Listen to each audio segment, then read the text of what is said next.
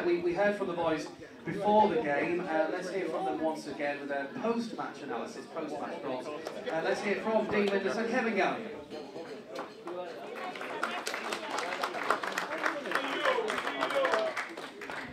Dean, I'm told you're pretty much an honest kind of character when it comes to the post-match assessments, but what's your thoughts of a 2-0 win this afternoon? Well, I got the 2 goals right, but no, delighted with the win. Obviously, you win your home games. You're up in the top. We're second now at the minute. Steve will be happy with that. Performance-wise, not great, but when you're winning 2-0, it doesn't really matter. I think if Preston would have scored the header, would have made it 1-1, it'd probably been different. But you have that little bit of luck now and then, and obviously Sean Maloney came on. Kevin touched on it before. He's going to be a key player for us on set pieces, and great delivery. Curtis, great volley. Happy days. 2-0, great result. What do you put the pace of the performance down to? It was slow. Do you put it down to a midweek game or any other reason? No, you got to look at the opposition. They had a lot of possession. They changed the system. Steve matched them up in the end. Put Klukas in midfield instead of playing 4-4-2, so he had to match up because he was getting overrun a little bit. But they didn't really threaten us apart from the header that he missed. Alan McGregor never had a save to make. Clean sheet.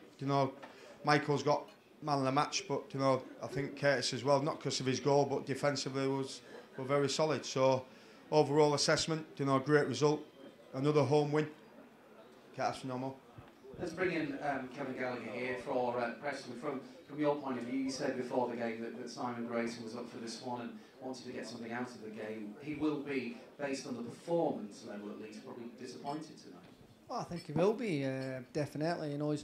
He's changed the system a little bit. He's pushed Chris Humphreys a little bit more further forward, taking away the 5 from the back, kept the 3 in midfield and tried to push the 3 players further forward to nullify Hull City and come a little bit more attacking. But as you said, I think it was just patient play from Hull that wore down Preston, and getting a little bit of luck for the first goal really set the sort of game and the standard of that it was going to go. And unfortunately for Josh Brown, if he gets a little bit higher or if it falls to anybody else, a striker up there, it's a goal for Preston, there's no doubt about it. Joe Garner stood for about 5 minutes after it holding his head because he believed that he could have scored it off because he was behind him.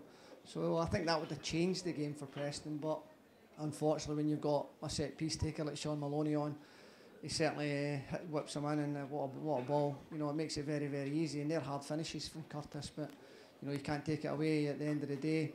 I thought Preston edged it in possession, but as we always say in football, possession doesn't win you games, it's about goals. Dean, City have developed something of a newfound resilience where this season perhaps performances haven't necessarily been of a consistent quality, but in the main, the club appear to be grinding out the sorts of results that didn't happen last season. Yeah, as players, I think that Steve will be disappointed with the performances from sort of start of the season up to now and not being great, but we haven't lost here, so he's not going to complain. You just have to have you have meetings during the week and you say, well, why we're not playing as well as we'd like to. But at the end of the day, when you're not playing that great and you're getting results, it's not really a problem. It's a problem when you're not playing well and then you lose. But coming here to the KC, when you beat a Premier League team, everybody expects you to win. In this division, but this division is very hard, and it always has been, and it's very difficult to get out. But like I keep saying, I keep repeating it. If you win your home games, then you're going to be in the playoffs. Anything above that's a bonus. So we just got to keep that right. Disappointing last week with a last-minute goal to beat us. We could have come away with a 1-1 at Charlton. But now, next home game now, QPR. They're another one who they'll be favourites to go up. They've won 1-0 today. If they can keep hold of Charlie Austin, I don't know if he scored today, but if they, the transfer deadline day is on Tuesday at 6 o'clock it finishes. So it'll be very interesting who comes in and who goes out. What about those players that might tempt other managers at this club? I guess the obvious name is that Keita Yelovich didn't even make the bench this afternoon. We were led to believe he was fully fit and recovered from that knee injury. Is he looking like a possible departure? If you were a betting man, where would you be looking at players potentially going? I'd have 10 grand that he won't be here.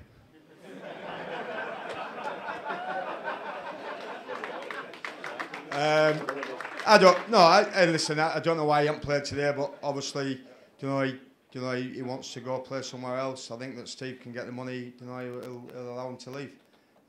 Who comes in, I don't know. It'll be very difficult for managers now. If they, that deadline day is not very nice for managers. It's all right if you want to move or you want to get away from the club. Who he brings in, I ain't got a clue. I know that Josh Windass scored again today, so so he's just rang me now to say how we got on. But no, it's one of them situations. It is a horrible situation for a football club when you don't want to lose your best players. But the beauty is to know some of these players, to know i.e. Michael as well, and to know Tom Ulliston, Curtis. They want to play in the Premier League, don't they? And if clubs come knocking on the door and they can't refuse the money, then it's out of Steve's hands. So it'll be very interesting to see who does go. But I'm quite sure that Jelavic, obviously, don't know why he didn't play today, obviously, but it doesn't look very good that he's not going to be here. Okay, and just finally, the positive aspect.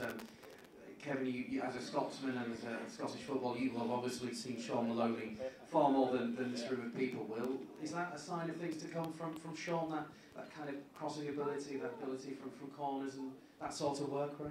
Yeah, not just only set pieces, he's a clever little player, and anything around that 18-yard box is very dangerous. And I must admit, I was just having a chat with Robert Snodgrass, and I couldn't believe Sean Maloney actually showed me he's quite fast, which I always thought he was quite a slow player, but showed a touch of pace to actually go and try and block the goalkeeper in one of the pass backs. So for me, it's a good addition you've got to the squad. He is a good player, and it's nice to see another Scotsman again in the team. And it looks like Hull City will be full of Scottish soon, so it might be our national side quite soon. So you might get another supporter.